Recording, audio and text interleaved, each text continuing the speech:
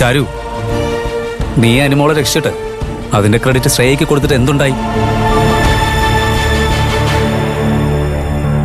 നീ ചെയ്തത് ശരിയായില്ല. അമ്മയും അശ്വതി ചേച്ചിയൊക്കെ അറിഞ്ഞിരുന്നെങ്കിലേ നിന്നോടുള്ള ദേഷ്യം കുറഞ്ഞേനെ. രണ്ട് നല്ല വാക്കെങ്കിലും അവര് പറഞ്ഞേനെ. അതുകൊണ്ട് എന്ത് കാര്യം അക്കുച്ചേട്ടാ? അവര് നല്ല വാക്ക് പറഞ്ഞാലും നാളെ അത് തിരുത്തി പറയും. അമ്മായിക്ക് എന്നോട് ചെറുപ്പം മുതലേ തുടങ്ങിയ വെറുപ്പല്ലേ. അമ്മയോടുണ്ടായിരുന്നത് എനിക്ക് പകർന്നു കിട്ടി. ഞാൻ എന്ത് നല്ല കാര്യം ചെയ്തു എന്നറിഞ്ഞാലും അതിനൊരു മാറ്റം ഉണ്ടാവാൻ പോകുന്നില്ല. ഒരുപാട് ശ്രമിച്ചതാക്കുച്ചേട്ടാ ഞാൻ അമ്മയുടെ മനസ്സ് മാറ്റിയെടുക്കാൻ. പറ്റിയില്ല ഇതേവരെ. മനസ്സിൽ ഉറച്ചുപോയി ഞാനും അമ്മയും അമ്മയുടെ ശത്രുക്കളാണെന്ന്.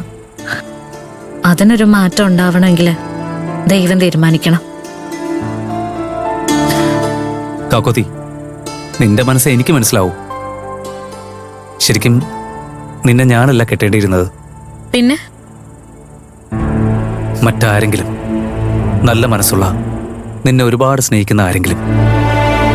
അവിടെ നിനക്ക് നല്ലൊരു അമ്മായിയമ്മയെ കിട്ടുമായിരുന്നു. അല്ല, നല്ലൊരു അമ്മയെ കിട്ടിയനെ. ചെറുപ്പത്തിൽ നഷ്ടപ്പെട്ട നിന്റെ അമ്മയുടെ സ്നേഹം നിനക്ക് തിരിച്ചു കിട്ടിയനെ. അകുച്ചേട്ടൻ പറഞ്ഞു വരുന്നത് ഇവിടെ ആരും എന്നെ സ്നേഹിക്കുന്നില്ല എന്നാണോ? അങ്ങനല്ല കാക്കോത്തി. അച്ഛന് നിന്നെ ജീവനല്ലേ. അപ്പൊ അക്കുച്ചേട്ടനോ? അച്ഛന് നിന്നോടുള്ള സ്നേഹത്തെക്കാൾ ഒരുപാട് ഒരുപാട് മുകളില എനിക്ക് നിന്നോടുള്ള സ്നേഹം. അതെനിക്കറിയാം അക്കുച്ചേട്ടാ. ഞാനത് ഫീൽ ചെയ്യുന്നുണ്ട്. ബാലമാമനെ അക്കുച്ചേട്ടനെ സ്നേഹിക്കുന്ന പോലെ ഞാൻ നമ്മുടെ കുടുംബത്തെ സ്നേഹിക്കുന്നുണ്ട്. അമ്മായി പറയാറില്ലേ എന്നെ കല്യാണം കഴിക്കാത്തത് കൊണ്ട് അരവിന്ദേട്ടനോട് എനിക്ക് പകയാണെന്ന്.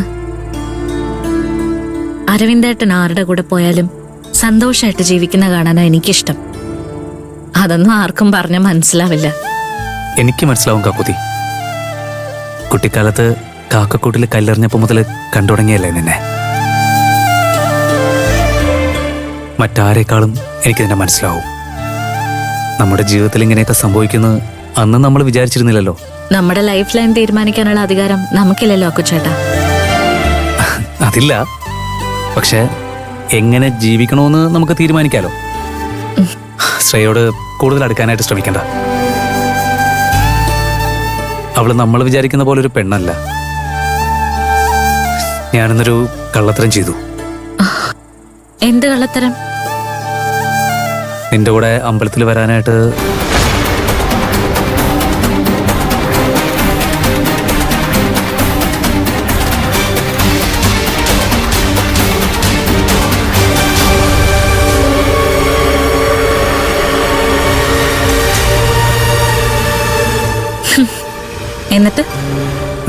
എന്നിട്ട് എന്താവാൻ? ഞാൻ അമ്പലത്തിലെത്തി.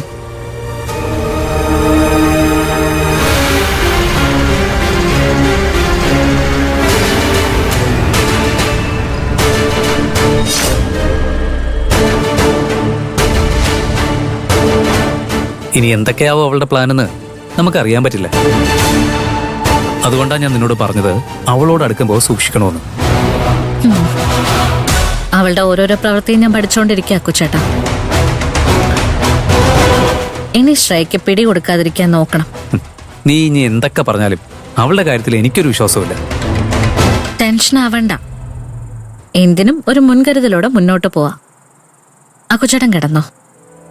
നാളെ ഓഫീസിൽ പോകേണ്ടതല്ലേ? ഓക്കെ ഓതി.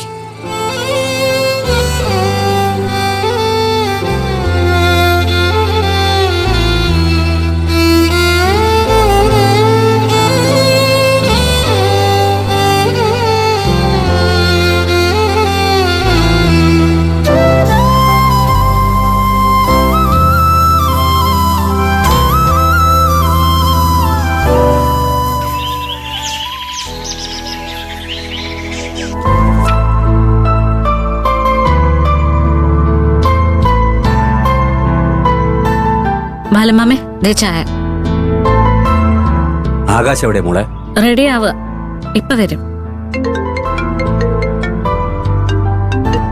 ഹലോ, ആ സുമതി പറയ്. അയ്യോ കണ്ടോ, എന്റെ മരുമോളാ. PWD chief engineer Shreya. അതെ അതെ അതെ അതെ. അയ്യോ വലിയ സന്തോഷം. ആ ശരി ശരി സുമതി. ആ. ഹോ, ഇന്ന് നേരം വെളുത്തിട്ട് എത്രാമത്തെ കോളാന്നറിയോ? എല്ലാവർക്കും പറയാനുള്ളത് എന്റെ പൊന്നുന്റെ ധൈര്യത്തെ കുറിച്ചാ.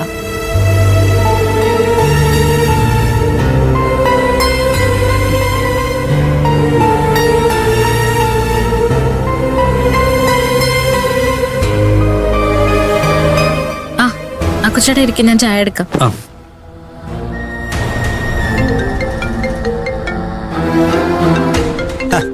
അപ്പച്ചിക്കൊന്ന് കോളോട് കോളാണല്ലോ.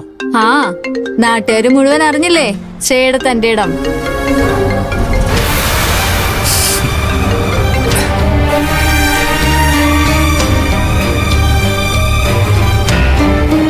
ഷിബേ ആണോ?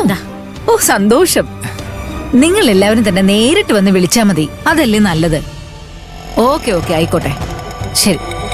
എടാ മോനെ, വനിതാ സംഘത്തിൽ നിന്ന് സ്വീകരണം ഉണ്ടെന്ന് പൊന്നൂന്. ഷീബയെ വിളിച്ചത്. അവര് ശ്രേയമോളെ തിരക്കി ഇങ്ങോട്ട് വരുന്നുണ്ടെന്ന്. ആണോ? ആ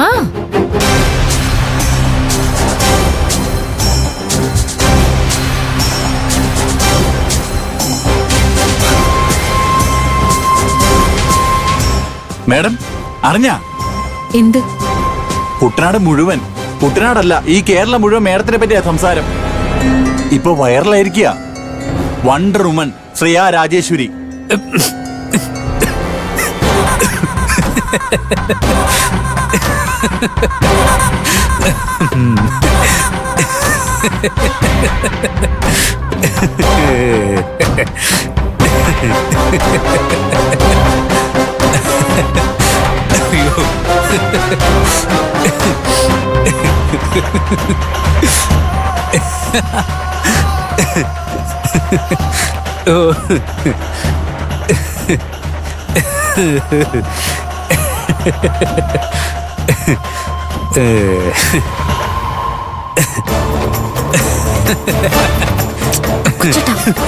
മതി.